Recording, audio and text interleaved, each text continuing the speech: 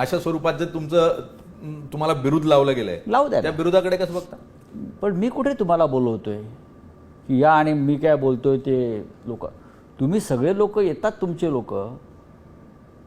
मी माझ्या पक्षाचा मुख्य प्रवक्ता आहे, मी माझ्या पक्षाचा नेता आहे. बाळासाहेब ठाकरेंनी मला नेता म्हणून नेमला अत्यंत लहान वयात. मी एका प्रमुख वृत्तपत्राचा संपादक आहे सामनासारखे. मी खासदारसुद्धा आहे. मला जर प्रश्न विचारला आणि मी उत्तर न देता टाळून पुढे गेलो, तुम्ही काय म्हणा हा डरपोक आहे. मी माझा विचार नरेंद्र मोदी प्रेस कॉन्फरन्स घ्यायला घाबरतो, आम्ही नाही घाबरत. हा भोंगा नसून हा सायरन आहे, धोक्याचा इशारा देणारा.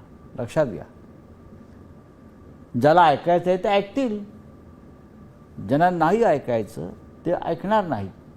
पण फडणवीससुद्धा ऐकतात, त्यांचं मंत्रिमंडळ ऐकतं, भाजपचे लोकही ऐकतात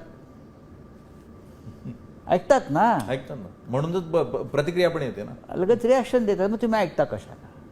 याचा अर्थ मी काय सांगतो आहे हे तुम्ही काळजीपूर्वक त्याचं चिंतन करताय.